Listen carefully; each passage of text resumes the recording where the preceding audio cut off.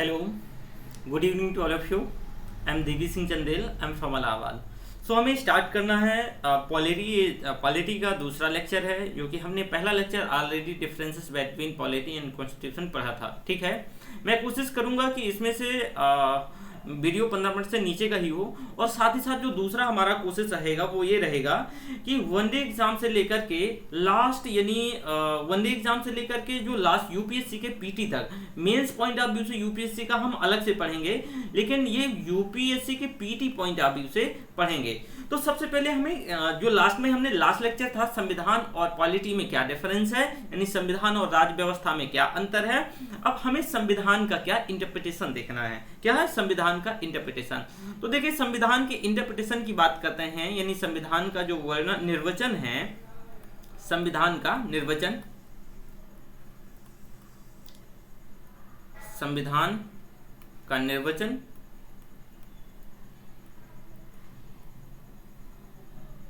संविधान का निर्वचन यानी संविधान का इंटरप्रिटेशन. सबसे पहले मैंने बताया था कि जो संविधान है ये देश का सर्वोच्च कानून होता है. इसके बाद संविधान के बाद इसमें भाग होते हैं. क्या होते हैं? भाग. इसको पार्ट कहते हैं, इंग्लिश में पार्ट कहते हैं. भाग के बाद जो भाग क्या होता है, कई चैप्टर में बटा होता है, तो चैप्टर यानी अध्याय होते हैं. ठीक है, क्या चैप्टर इन्हें बोलते हैं. फिर इसके बाद क्या होता है कि अनुच्छेद. ठीक है, अनुच्छेद, इसको आर्टिकल कहते हैं. क्या कहते हैं? आर्टिकल. इसके बाद क्या होता है? परंतुक. परंतुक, परंतुक, इसको क्लाज बोलते हैं. अभी मैं समझाऊंगा, सभी को डिटेल से समझाऊंगा. क्लाज. इसके बाद होता है उपपरंतुक. क्या होता है? उपपरंतुक. सब क्लाज. इसको क्या कहते हैं? सब क्लाज. देखिए, आप तो संविधान तो जानते हैं. ठीक है, इसके बाद संविधान की अगर बात करते हैं तो भाग कितना? 22 भाग है संविधान में. कितना? 22 भाग है इस समय, सॉरी 25 भाग है. स्टार्टिंग में जब हमारा संविधान कॉन्स्टिट्यूट हुआ था उस समय 22 पार्ट थे. ठीक है, इस समय 25 पार्ट हैं, ध्यान रखिएगा. उस समय 22 पार्ट्स थे. ठीक है, इसको डिटेल में कि कौन सा कहां जोड़ा गया, क्या कैसे, इसको हम पढ़ेंगे डिटेल से. पढ़ने की, इसमें आपको परेशान होने की जरूरत नहीं है. ठीक है, फिर इसके बाद अगर हम बात करते हैं तो अध्याय. ठीक है, अध्याय आता है. देखिए, ये भाग के अंदर ही अध्याय आता है. इसमें से कुछ इंपॉर्टेंट जो अध्याय होता है, तो इसमें से कुछ इंपॉर्टेंट जो आर्टिकल्स होते हैं वो रखे जाते हैं. ठीक है, इसके बाद आर्टिकल आता है. आपको पता है मूल संविधान में 395 क्या थे? 395 आर्टिकल थे मूल संविधान में. 395, 395, लेकिन अब 460 प्लस है. 460 प्लस है. अभी हम बताएंगे 460 प्लस कैसे हैं. ठीक है, फिर इसके बाद क्लाज आता है. क्लाज क्या होता है? फिर इसके बाद सब क्लाज होता है. देखिए, आप अगर एक उदाहरण से मैं बताऊं तो 39A, जैसे कि 39A. ठीक है, ये 39A, तो मतलब ये 39 का, ये जो 39 आर्टिकल 39 है, तो A इसका क्या है? क्लाज. इसे क्या बोलेंगे? क्लाज बोलेंगे. 39 आर्टिकल 39 क्लाज A. तो इसको क्या पढ़ा जाएगा? क्लाज पढ़ा जाएगा, परंतुक पढ़ा जाएगा. ध्यान से सुनिएगा, अगेन बोल रहा हूं, इसको परंतुक पढ़ा जाएगा. लेकिन 39A कैपिटल हो, ये अपने आप में क्या है? स्वतंत्र आर्टिकल है. ध्यान रखिएगा, ये अपने आप में स्वतंत्र आर्टिकल होता है. हाँ, तो इसको 39A पढ़ा जाएगा. लेकिन इसको अगर 39 स्मॉल a है तो इसको क्लाज पढ़ा जाएगा. क्या पढ़ा जाएगा? क्लॉज पढ़ा जाएगा. अगर आप इसकी बात करते हैं, जैसे कि ये 39 का हिस्सा है. ठीक है, ये आर्टिकल 39 का हिस्सा है, लेकिन ये 39 कैपिटल A है, ये 39 का हिस्सा नहीं है. इसमें विशेष ध्यान रखिएगा. तो कभी भी अगर आपको ऐसा लिखा मिले कि जैसे 39A, ध्यान रखिएगा, so this is a free article. ये अपने आप में एक आर्टिकल है, ये आर्टिकल 39 का कोई हिस्सा नहीं है. लेकिन अगर इसी को स्मॉल 39A हो, तो आप ध्यान रखिएगा कि ये किसका? 39 का ही हिस्सा है. ठीक है, अब कई बात देखते होंगे आर्टिकल, जैसे क्लास 15, क्लास 1, क्लास 2 समथिंग ऐसे होते हैं. ठीक है, तो जो कैपिटल में होता है वो क्लास होता है. अब सब क्लास देखिएगा, ये सब क्लास क्या होता है, जरा सब क्लास पे नजर डालिएगा. देखिए आपने क्लास तो समझ गए, आपने ये आर्टिकल भी समझ लिया, जैसे आर्टिकल 39, ठीक है, आर्टिकल 15, आर्टिकल 19, है ना, तो ये क्लास हो गए, है ना। पार्ट आपने जैसे कि फंडामेंटल राइट्स, ठीक है, तो फंडामेंटल राइट्स पार्ट 3, है ना, जो फंडामेंटल पार्ट 3 में है फंडामेंटल राइट्स, ठीक है। तो अब इसके अंदर क्या आएंगे, आर्टिकल जैसे कि 12 to 35 तक, है ना, तो ये सारी चीजें आर्टिकल जैसे हो गई, मैंने आर्टिकल बताया। अब क्लास भी बता दिया कि जो स्मॉल में होगा वो क्लास होगा, लेकिन इसके बाद जो दूसरा हमें सबसे इंपॉर्टेंट है वो सब क्लास है। जैसे मान लीजिए अगर ये लिखा है आर्टिकल 19 क्लॉज 1 सब क्लास ए, अगर ये ऐसा लिखा हो तो ए दिस इज अ सब class and 1 this is a class, this is and 19 is also क्या है, ये आर्टिकल है, ये आर्टिकल है, ओके। तो आर्टिकल 19 क्लास 1 सब क्लास ए, इसको ऐसे पढ़ा जाएगा, इसको क्या पढ़ा जाएगा, ऐसे पढ़ा जाएगा। तो आपने ये संविधान का निर्वचन यानी इंटरप्रिटेशन कैसे इसको इंटरप्रिटेट किया जाता है वो आपने देखा, ठीक है। अगर हम संविधान के वर्णन की बात करते हैं तो देखेंगे जो संविधान का वर्णन है इसको हम डिटेल में बात करेंगे इसमें कि पार्ट क्या है। पार्ट में अगर 22 पार्ट, स्टार्टिंग में हमारा जो मूल संविधान है उसमें 22 पार्ट थे, तो 25 कैसे हुए, फिर जो आर्टिकल कैसे क्या आर्टिकल बढ़े, है ना, इसमें बात करेंगे, ठीक है। मूल संविधान में 395 आर्टिकल थे, इन सारों में हमें डिटेल से बात करनी है, बस मैंने इंटरप्रिटेशन बताया। आगे आप देखेंगे इसके साथ साथ हम संविधान के अगर वर्णन की बात करते हैं तो एक चीज आप देख पाओगे यहाँ पे, जैसे संविधान के वर्णन, इस पे लिख देते हैं हम ना, संविधान का वर्णन, संविधान का वर्णन। देखिए इसमें क्या है, संविधान के वर्णन, तो सबसे पहले इसमें से देखेंगे तो इसका जो फिलोसफी अर्थात दर्शन का जो पार्ट है, करीब संविधान में 35% दर्शन का पार्ट है। मतलब संविधान में अगर हम इसको बांट के देखें तो जैसे दर्शन में मान लीजिए जो प्रस्तावना, ठीक है, क्या है, जैसे प्रस्तावना हो गया, ये इसका दर्शन का पार्ट है, ठीक है। दर्शन मतलब जैसे देखना, ठीक है। और जो मौलिक अधिकार, क्या है, मौलिक अधिकार। तीसरा नंबर क्या है, DPSP, directive principle of state policy, DPSP यानी राज्य की नीति निर्देशकता। तो चौथा मौलिक कर्तव्य, फंडामेंटल ड्यूटी, फंडामेंटल ड्यूटी। ये तो ऑलमोस्ट अगर हम कॉन्स्टिट्यूशन में बात करें तो ये 35% क्या है, हिस्सा लगभग है, ठीक है, दर्शन का। वहीं सरकार का गठन कितना, सरकार का गठन, तो सरकार का गठन पूरे कॉन्स्टिट्यूशन में करीब 50% हिस्सा सरकार के गठन में चला जाता है। फिर विविध आता है, ठीक है, एक्सक्लामेटरी विविध, ये विविध में लगभग 15% क्या है, सब्जेक्ट होते हैं। इसमें जैसे कि पंचायती राज हो गया, पंचायती राज हो गया, ठीक है, पंचायती राज के साथ साथ निर्वाचन हो गया, सब ये विविध पे आता है। निर्वाचन हो गया, निर्वाचन के बाद केंद्र और राज्य संबंध हो गए, केंद्र और राज्य संबंध हो गए। तो ये सारी चीजें संविधान का वर्णन है। तो हम सबसे पहले जो पोर्शन कवर करेंगे हम इसे बांट के देखें, ये सारा सब कुछ कवर होगा, हम प्रस्तावना डिटेल से पढ़ाएंगे। तो पहले हम इसका जो ये पोर्शन कवर करेंगे वो यही वाला पोर्शन प्रस्तावना से ही कवर करेंगे, ठीक है। लेकिन चलिए हम देखते हैं सरकार का गठन मतलब क्या है। तो चलिए हम थोड़ा सा इसे थोड़ा देख लेते हैं। बहुत हम अभी डेप्थ में नहीं जा रहे हैं इसमें, ठीक है, मैं बार बार बोल रहा हूँ, ठीक है, ये बहुत डेप्थ में नहीं जा रहे हैं, लेकिन आपको इस डेप्थ में मैं पढ़ाऊंगा। तो जैसे सरकार के हम गठन की बात करते हैं, सरकार का गठन, सरकार का गठन। अब सरकार के गठन के अंतर्गत देखोगे तो सरकार के प्रायः 2 भाग होते हैं, ठीक है। अब जैसे कि क्या हो गया, विधायिका, विधायिका, विधायिका, कार्यपालिका,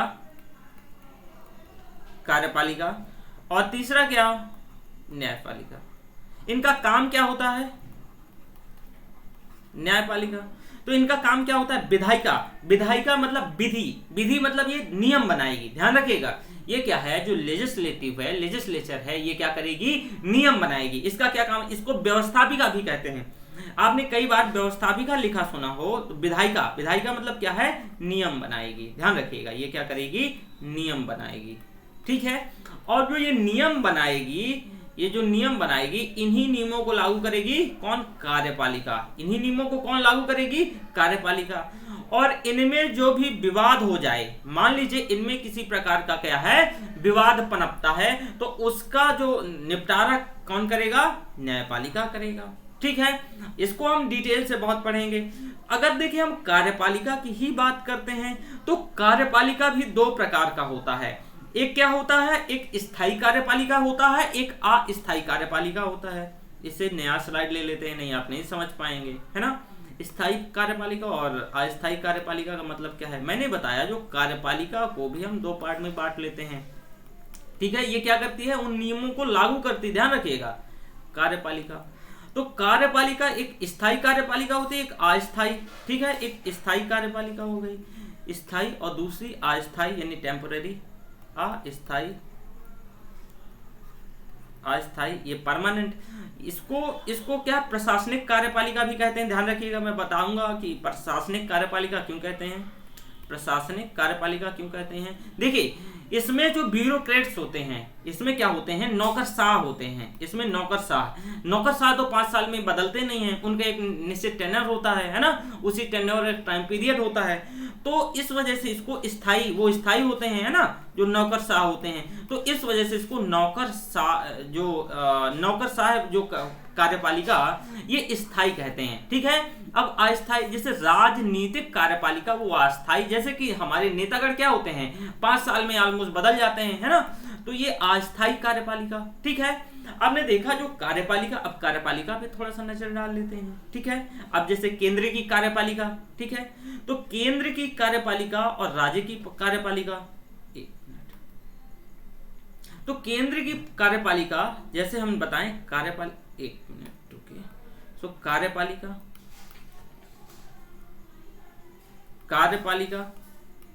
ठीक है। आप देखो केंद्र, इसमें कार्यपालिका के अंतर्गत देखोगे तो जैसे केंद्र की कार्यपालिका और दूसरा राज्य की कार्यपालिका। तो केंद्र की कार्यपालिका में हमारे राष्ट्रपति आएंगे, क्या आएंगे? राष्ट्रपति आएंगे, ठीक है। और राष्ट्रपति के साथ साथ प्रधानमंत्री आएंगे, पीएम आएंगे, ठीक है। पीएम के साथ साथ इसमें मिनिस्टर ऑफ काउंसिल यानी मंत्री परिषद आएगा, क्या आएगा? मंत्री परिषद आएगा। और इसके बाद हमारा क्या है? केंद्रीय सेवाएं आएंगी, केंद्रीय सेवाएं आएंगी। इसमें जो राज्य की कार्यपालिका है, तो राज्य की कार्यपालिका में सेम वैसे कौन कौन आएगा? इसमें से राज्यपाल हो गए, गवर्नर हो गए, ठीक है। इसके बाद हमारे सीएम हो गए।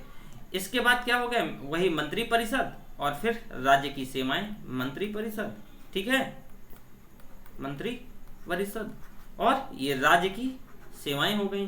तो कुछ ये इस प्रकार इसका क्या है? इंटरप्रिटेशन है संविधान के वर्णन का। देखिए इसको हम डिटेल से पढ़ेंगे, आपको बहुत परेशान होने की जरूरत नहीं, बस मैं इसको थोड़ा सा इलेबोरेट करने की कोशिश कर रहा हूं। हाँ चलिए, तो आप देखोगे कि इसके अंतर्गत मुझे कुछ चीज, एक मिनट, तो हम क्या बता रहे थे? अब जैसे मैंने आपको बताया कि जैसे कि विधायिका, ठीक है, विधायिका बता रहा था, विधायिका भी थोड़ा सा देखिएगा। विधायिका, अब विधायिका के अंतर्गत देखोगे तो जैसे कि केंद्र की विधायिका और राज्य की विधायिका, केंद्र की विधायिका और क्या है? राज्य की विधायिका। जैसे मैं कार्यपालिका को बताया है ना, केंद्र की विधायिका के अंतर्गत देखोगे इसके 2 सदन हैं। केंद्र की विधायिका यानी संसद हुई, और संसद के 2 सदन हैं, एक लोकसभा, एक राज्यसभा, ठीक है। अब राज्य की विधायिका है, विधान परिषद हो गया, क्या हो गया? विधान परिषद हो गया। विधान परिषद कह रहे हैं, विधानमंडल, नॉट विधान परिषद, अभी बताऊंगा। विधान परिषद विधानमंडल का ही पार्ट है, ठीक है। तो क्या है? विधानमंडल, ये विधानमंडल, तो ये क्या? विधानमंडल, मतलब ये इसका जैसे कि ये संसद है, उसी तरह ये राज्य में है, ठीक है। इसके भी कहीं देखिए, कहीं सिंगल एक ही हाउस होता है, जैसे कि इसमें केंद्र में 2 हाउस होते हैं, लोकसभा और राज्यसभा, यानी अपर हाउस, लोअर हाउस, ठीक है ना। इसलिए विधानमंडल में भी कहीं 2 हाउसेस हैं, कहीं 1, तो कहीं विधानसभा बसा है, ठीक है, और कहीं बाइकैमरल है, कहीं जैसे कि विधान परिषद भी है। तो विधानसभा